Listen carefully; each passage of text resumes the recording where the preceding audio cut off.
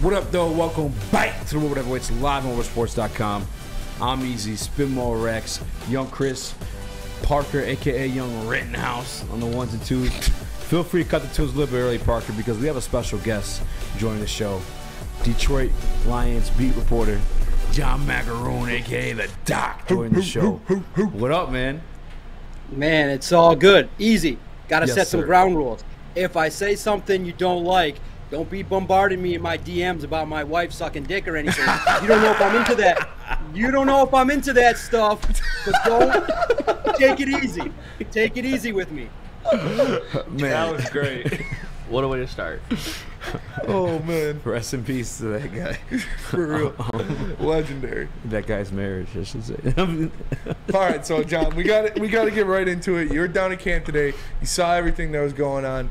What's the deal with the injuries situation that we saw with Jameson Williams and with Amon-Ra St. Brown? I know they haven't released anything officially about the extent of the injuries, but from what you saw, did they look serious? Was it something that we should be worried about, or is it just camp bumps and bruises? Yeah, look, I can't really speculate on the nature of the injury. We're going to talk to Dan Campbell tomorrow, but I would say that, my early impression would be that maybe Amon-Ra St. Brown would return maybe a little bit sooner than Jameson Williams. Those hamstrings, man, they're killer, especially for a guy that relies upon his speed. And it's just, it bums me out because that's the guy that needs the camp experience the most. If Amon-Ra St. Brown sat the rest of training camp and showed up against Kansas City, he's going to be ready day one to produce and handle business. But for Jameson Williams to come up lame on a deep shot and to now, man, you guys know, if you've ever dealt with a hamstring injury, those things can linger and you never know. You could come back and it could flare up again. So let's hope that it's not too serious. We'll get the update in a couple days. For sure. I got to ask, what were your takeaways from today's joint practice, I should say, between the Jacksonville Jaguars and Detroit Lions? Yeah, man, it was great to be out there. Sunny day. You got the energy of another team coming in. And actually, for me, the Jaguars are a better football team than the Giants for the Detroit Lions to practice against. They got more explosive offensive weapons. Now, for me, I took in and watched the Lions offense predominantly today, and then on Wednesday I'll check out the defense, or on Thursday, I'll check out the defense more. But the offense was a little bit shaky in regards to Jared Goff and Sudfeld. Goff threw a pick and almost had another interception. Devin Lloyd, the linebacker for the Jaguars, was just a menace all over the place, was in the mix there. But I look at it like this. I think that the Detroit Lions getting an opportunity to practice against a second team is really, with a whole different skill set, lengthier players, a lot more explosive offensive weapons that the Jaguars possess. I just thought that it's really going to be great for the Lions, and especially for the likes of Dylan Drummond, the likes of Chase Cota. Guys, also, you got to credit Khalif Raymond. When St. Brown goes down, Khalif came in and was the go-to target, was receiving a lot of targets, and was ultra reliable. So you give him credit that an individual that earned a 2-year extension. Now, if St. Brown does miss time, you can slot him in there. And another player that I was impressed with on the Lions offense, David Montgomery. I know all the attention is going to go on Jahmyr Gibbs and his speed and all that he brings to the table, but the Lions definitely understand what they got with David Montgomery, a player that you can give the ball to, pound the rock, and is ultra consistent. He performed well today, and I asked Dan Campbell about what he thought about Montgomery and what he's seen over the first 3 weeks, and he said, look, this is a player that fits our culture. Lunch pail dude, brings his effort every single day, and quietly, I know he's not the most outspoken individual, but quietly he's put together a nice training camp, and I think this is a running back you can give the football to 18 to 21 times behind that offensive line, and you can get some productivity. Yeah, and I saw you guys put out an article, Detroit Sports Podcast.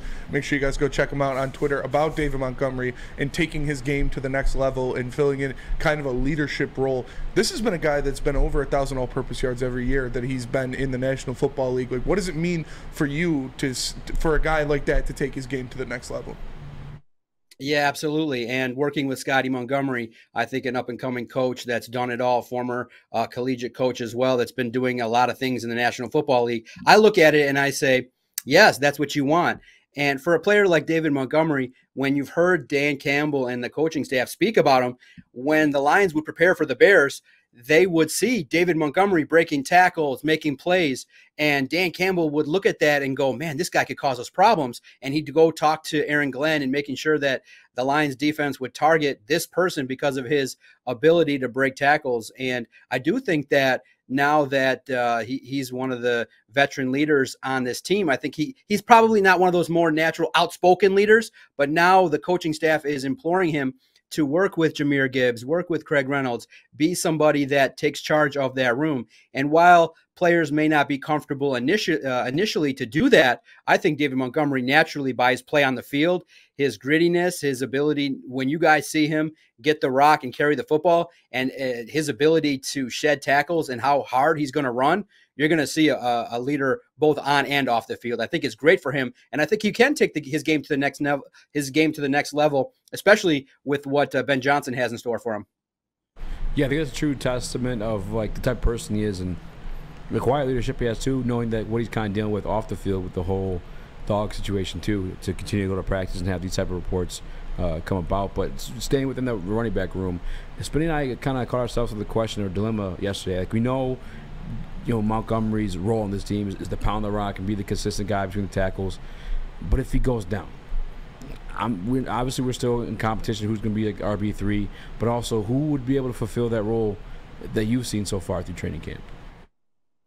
Yeah, obviously you hope that none of the offensive members get hurt. Jamison Williams now with his hamstring, and Denzel Mims is missing some time. But at the running back spot, that third running back spot is wild. It's very competitive. Who would be the every down back? I think that, early on you would test out Jahmyr Gibbs. Obviously, you want to use him for sure in the passing attack. But look, guys, don't sleep on Craig Reynolds. I think that this is an individual that when he's been given the opportunity, when he stayed healthy, he's been able to produce. And I think that he would be somebody that you could count on early on. But, obviously, David Montgomery is the, RB1 in terms of getting a lot of the primary targets. A player that I like to watch is Mohamed Ibrahim. I think that he's a great individual that's going to develop, but I just think that he's going to start his career on the practice squad. I just don't see a pathway when you look at it in regards to the hill he's got to climb to kind of make this roster. Jamar Jefferson, he shows flashes at camp, and he's somebody that has been developing in the system and really just hasn't been given that opportunity to shine. But if the dilemma, I don't think it's really a dilemma. If Craig Reynolds is healthy, I think if something, unforeseen happens to David Montgomery, I think he's the guy that could step in and carry the rock.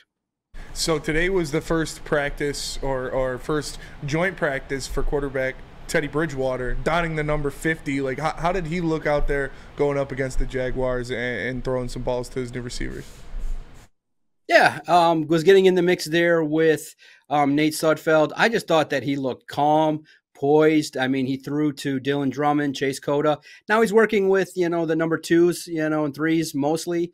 But look, he's a veteran. He knows what he's doing. To me, it looked like he provided an air of calmness, like somebody that understood what he needed to do, would throw the ball away if he needed to, found Dylan Drummond and was able to connect. Only had a handful of passes, but I just think that what you're looking for from Teddy Bridgewater is a lot of things that he does, working with the receivers and things like that between reps, kind of making sure they need to know where they need to be, making sure that they get the extra information that he knows that he can partake to a bunch of young players.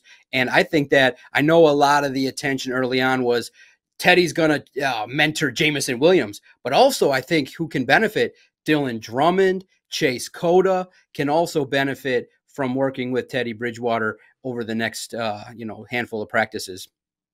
Another question I have, and we'll be running close up against a break, but Phil, we'll go a little bit over if you'd like.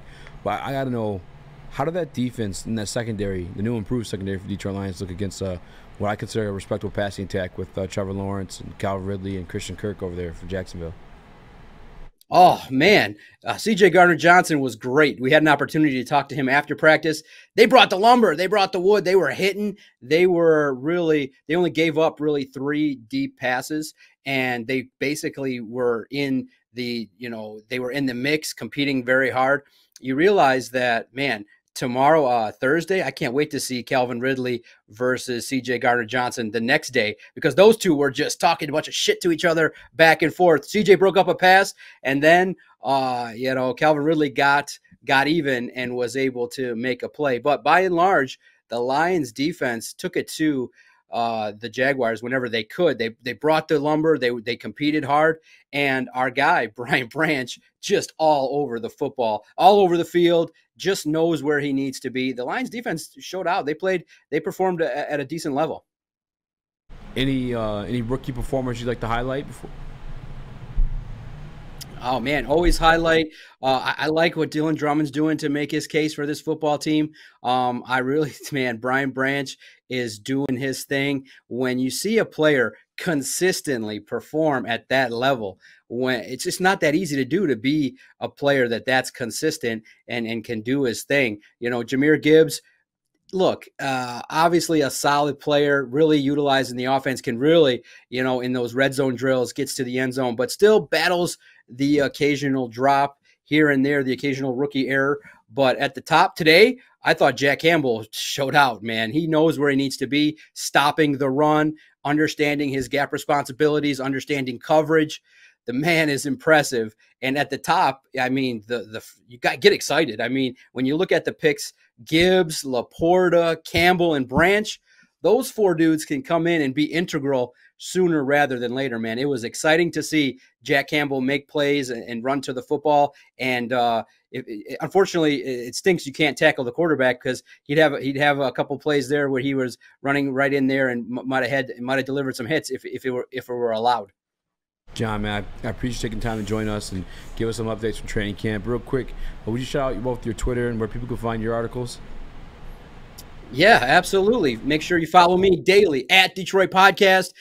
Read the All Lions website by visiting www.si.com/NFL/Lions, or type in Detroit Lions SI. I'm there every single day in the mix, watching what's going on, and asking the tough questions when they need to be asked, and making sure that delivering the content the best way possible to the viewers, videos, highlights, opinions, all that good stuff. And I really appreciate you guys inviting me and having a good time and sharing some laughs. Anytime. I love talking ball with you guys. Actually, real quick before we let you go, Sean O'Malley versus Aljamain Sterling this weekend. Who do you got and why? Oh, man. First, what do you think? Because it's Saturday, it's the game, so I don't know if I'm gonna have the energy to stay up and watch it, because I'll be covering the Jaguars game. What do you think? Once upon a time, I thought Aljo was gonna be able to wrestle fuck him, but Sean's good, man. Sean is good, and he's long, pause, but Aljo's also coming back quicker than Sean's been chilling since he fought Jan, and Aljo had a tough fight against Henry Cejudo, who's arguably one of the GOATs. So I think I'm gonna go with Sean O'Malley. I think Dan's gonna get a treat. That's who I had as well. Man, I just love the UFC too, man. It's gonna be fun. This one I gotta maybe catch on delay because of the freaking Lions game. But man, the UFC's got a lot of good things coming, man. A lot of good fights, and man, it's the 10 o'clock starts are killer for a guy like me that starts his day early. That's for sure. Well, we appreciate you, Doc. Thank you, John. Enjoy camp tomorrow. I can't wait to see, like you said, how that defense responds, how CJ GJ gets back out there. We appreciate you for joining us, and enjoy the rest of your day, man. Yeah, absolutely. Make sure you check the new guy's computer right here. He's into some nasty things over there. Doc, what an intro, too. Dude, intro and exit. What a legend.